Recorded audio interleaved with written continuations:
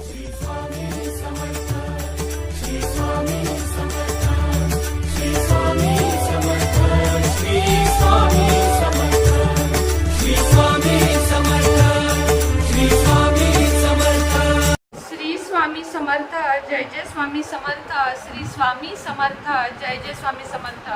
श्री स्वामी समर्थ महाराजांच्या नामस्मरणाने आजच्या व्हिडिओला सुरुवात करूया. शुभ दुपार तुम्हा सगळ्यांना आणि वसुबारसेच्या सगळ्यांना भरपूर साऱ्या शुभेच्छा. वसुबारसेची पूजा कशी करावी याचे 2 व्हिडिओ आपले आलेले आहेत. कृपया जाऊन व्हिडिओ बघा आणि त्याप्रमाणे पूजा करा, त्याप्रमाणे सेवा करा. वसुबारसेचे काही उपाय देखील मी तुम्हाला सांगितलेले आहेत, ते देखील अवश्य करा. त्यानेही तुमच्या घरामध्ये आर्थिक प्रगती आणि भरभराट होण्यास मदत होईल. आणि गोमातेसारखा म्हणजे जिच्या पोटामध्ये 33 कोटी देवता असतात असे म्हटले जाते, तिचा आशीर्वाद तुम्हाला लाभेल. आणि गोमातेसारखा खरंच दुसरा कुठलाही प्राणी या जगात नाहीये. गरीब आणि अतिशय मायाळू आणि जन्मदात्या बाळाला दूध देणारा असा हा प्राणी. याचे आज कृतज्ञता व्यक्त करण्याचा दिवस आहे. तसा तर रोजच असतो, पण आज आहे तर तुम्ही त्याची आज काळजी घ्या. आता मी तुम्हाला उद्या आहे धनत्रयोदशी. धनत्रयोदशीचे काही उपाय मी तुम्हाला सांगणार आहे, जे फक्त धन्यांपासून करायचे आहेत. धन्यांपासून करण्याचे उपाय मी तुम्हाला सांगणार आहे, जे तुम्हाला थोडक्यात कष्ट जर तुम्ही केलेत, कष्टात जर तुम्ही कमी नाही पडलात तर तुम्हाला मालामाल करतील असे हे उपाय आहेत. तुमचे अडकलेले पैसे सुद्धा परत येतील. आजारी माणसासाठी सुद्धा आहे, कर्जबाजारी माणसांसाठी सुद्धा आहे. सगळ्यांसाठी हे उपाय आहेत, त्यामुळे लक्षात घ्या. काय करायचं आहे तुम्हाला? धने उधारी जर असेल तरी उपाय करू शकता, पैशाची कमी असेल तरी उपाय करू शकता.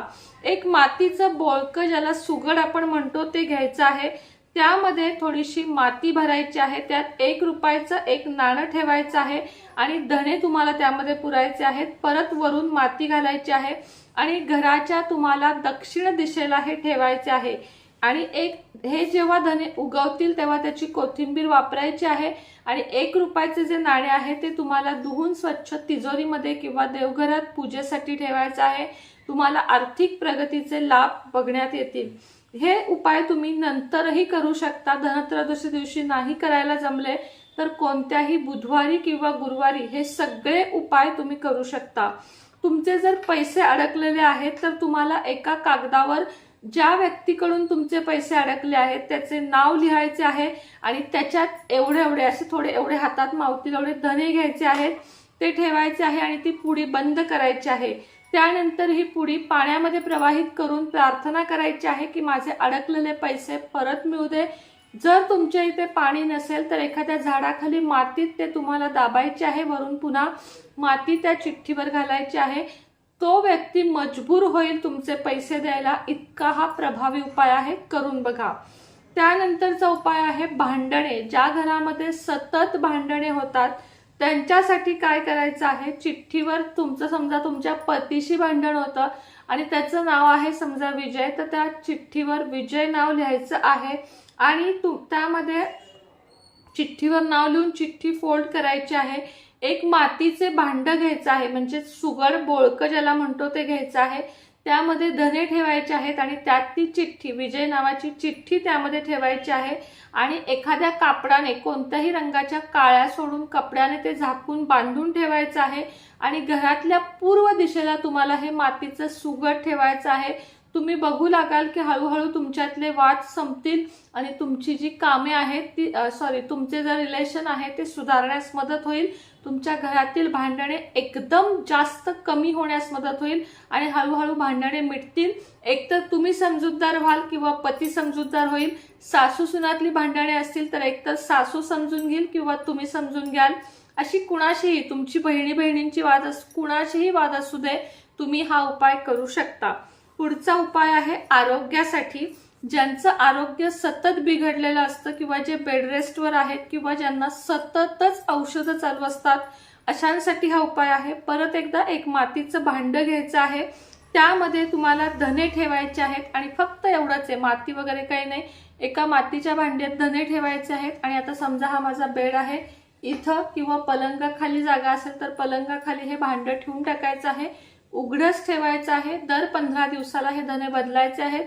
पहिले धने तुम्ही मातीत किंवा एखाद्या झाडाखाली टाकू शकता. त्याची आलेली कोथिंबीर सुद्धा तुम्ही खाऊ शकता, काही हरकत नाहीये. दर 15 दिवसाला हे बदलत राहा.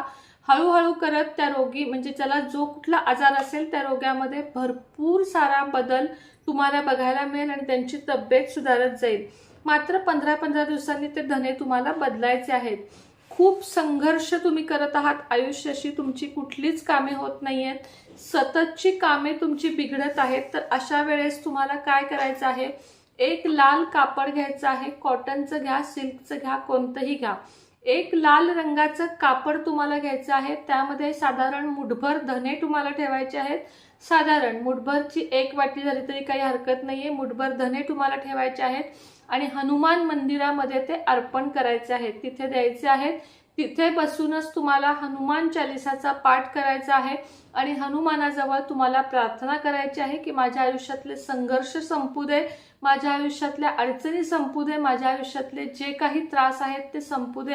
ते सगळे मी आज तुझ्या चरणांशी दिलेले आहेत आणि तू त्यांना घालवू शकशील, म्हणजे तुम्ही त्यांना घालवू शकाल याची मला खात्री आहे आणि म्हणूनच मी हा उपाय केलेला आहे, अशी मारुती रायाजवळ प्रार्थना करा. मारुती राया निश्चितच तुमचे सगळे घरातले आयुष्यातले संघर्ष, कटकटी, तुम्ही जे खूप काबाड कष्ट करत आहात तरी तुम्हाला फायदा होत नाही, या सगळ्या गोष्टींमध्ये सुधारणा होईल. धनलाभासाठी पुढचा उपाय आहे, अतिशय अचूक उपाय आहे, हाही तुम्हाला करायचा आहे. हा उपाय उद्या किंवा तुम्हाला शुक्ल पक्षातल्या कुठल्याही मंगळवारी किंवा गुरुवारी करायचा आहे. लक्षात ठेवा, शुक्ल पक्षातला मंगळवार किंवा गुरुवार किंवा उद्याच हा उपाय तुम्हाला करायचा आहे. उद्याच उपाय केला तर जास्त चांगला आहे. उद्या धनत्रयोदशी आहे, पण काही जणांना अडचण असते, पिरियड असते.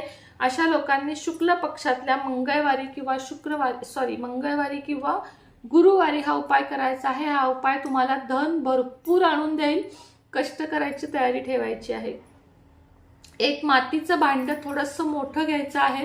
त्यामध्ये सगळ्यात आधी माती घालायची आहे. त्यानंतर 21 रुपयाचे कॉईन घालायचे आहेत. एकचे 21 कॉईन घालायचे आहेत. पुन्हा माती घालायची आहे. पुन्हा थोडीशी माती घालून त्यावर धने घालायचे आहेत. पुन्हा माती, म्हणजे लेअर करायचे, कॉईन धने माती असे लेअर तयार करायचे आहेत आणि त्याच्यावर पाणी शिंपडायचं आहे. थोडं ऊन त्याला लागलं पाहिजे अशा ठिकाणी ठेवा. त्याची इतर रोपांची काळजी घेतो तशा पद्धतीने त्याची काळजी घ्यायची आहे. त्याच्यावर पाणी शिंपडायचं आहे. त्यामध्ये जेव्हा कोथिंबीर येईल तेव्हा ती घरात वापरायला सुरुवात करायची आहे.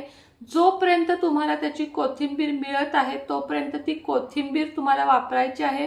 आणि ज्या वेळेस नैसर्गिकरित्या हे प्लॅन्ट म्हणजे रोप जेव्हा सुकायला सुरुवात होईल तेव्हा ह्याच्यातलं ते सगळं काढून तुम्हाला एखाद्या मातीत टाकायचे. काय जे कोथिंबीरीची मुळं असतील ना ती काढून तुम्हाला मातीत टाकायची आहेत. त्यातले जे कॉईन आहेत ते काढायचे आहेत, स्वच्छ धुवायचे आहेत. लाल कपड्यामध्ये बांधून लक्ष्मींच्या चरणातपाशी ठेवून एकदा श्रीसूक्त म्हणायचं आहे आणि खूप कळकळीने लक्ष्मी मातेजवळ प्रार्थना करायची आहे. हे लक्ष्मी माता, मी तुझ्यासाठी खूप प्रार्थना करत आहे. मला तुझी अत्यंत गरज आहे आणि तू लक्ष्मीच्या पावलांनी, सोन्याच्या पावलांनी माझ्या घरी ये.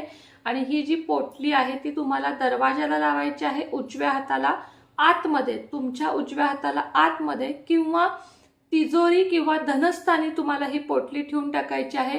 त्यानंतर तुम्हाला तुमच्या परिस्थितीमध्ये चांगला बदल झालेला दिसेल. अडकलेले पैसे जर असतील तर शुक्रवारी तुम्हाला एका चिठ्ठीवर अडकलेले पैसे ज्याच्याकडे अडकले आहेत त्याचं नाव लिहायचं आहे. त्यामध्ये थोडे धने ठेवायचे आहेत आणि ही पुडी तुम्हाला पाण्यामध्ये प्रवाहित करायची आहे. हे करताना तुम्हाला कुणी टोकू नये याची काळजी घ्यायची आहे.